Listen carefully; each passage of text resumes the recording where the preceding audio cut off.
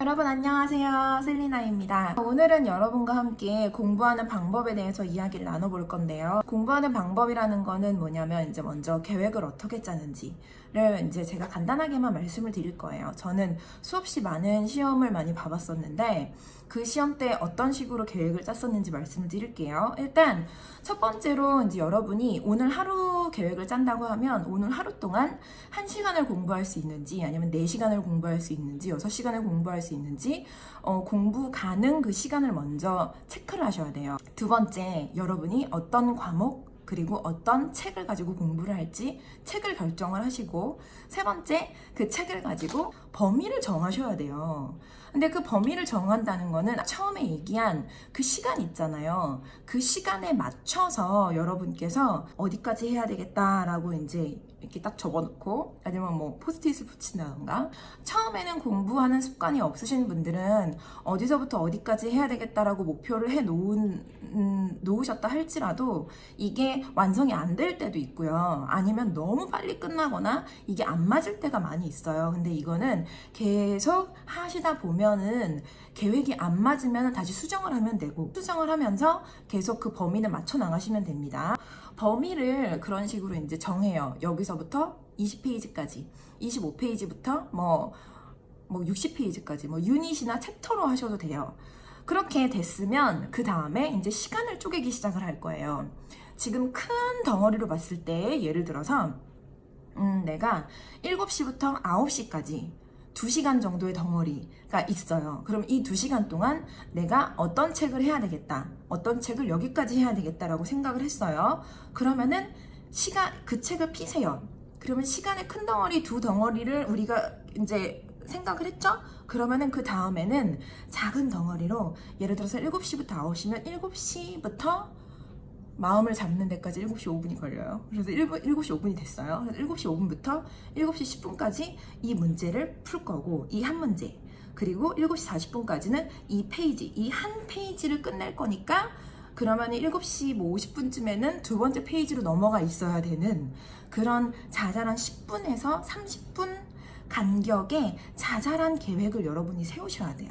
그거를 노트에 낱낱이 쓰다 보면은 너무나 오래 걸리니까 나의 문제집이 있어요. 아니면 나의 할당량이나 외워야 할 부분이 있으면 거기다 그냥 체크를 해주세요. 여기까지는 뭐 20분 뒤까지 완성하기, 뭐 여기까지는 40분 뒤까지 완성하기, 그런 식으로 하고. 이게 제일 재밌었던 게, 제가 공부할 땐 뭐가 제일 재밌었냐면, 세 페이지가 끝나기 전까지, 문제가 끝나기 전까지는 나는 화장실에 가고 싶어도 화장실을 가지 않겠으며, 그리고 배가 고파도 밥을 먹으러 가지 않을 것이며, 그리고 화장실이나 이런 자잘한 물이 먹고 싶어도 물 마시러 안 갈 거다 라는 그런 신념을 가지고 이 세 페이지를 완성을 한 거예요. 근데 진짜 너무 집중이 안 됐고, 마지막 세 번째 페이지 할 때 집중이 안 돼서 공부하기가 너무 싫은데 그래도 이제 끝까지 나가지 않는 거예요. 내가 물을 마시기 위해서, 아니면 내가 화장실을 가기 위해서 이 세 페이지를 완성을 하고 와야겠다, 막 이런 마음을 가지고서 제가 막 한 거죠. 그렇게 해서 이제 시간을 채워 나갔고, 큰 덩어리의 시간표와 그리고 작은 덩어리 10분, 20분, 30분 그런 작은 덩어리의 시간표를 이렇게 완성을 차곡차곡 해 나갈 때, 그리고 이게 완성이 안 돼서 다시 수정을 해 나갈 때 내가 처음에 얘기를 했던 오늘 하루의 할당량을 어느 정도 완성을 해 나갔었어요. 이 완성이 되나 안 되나 이거는 별로 중요하지 않아요. 왜냐면 이거를 좀 더 크게 봤을 때 오늘 하루의 것을 얘기를 했잖아요. 이거를 일주일로 크게 보세요.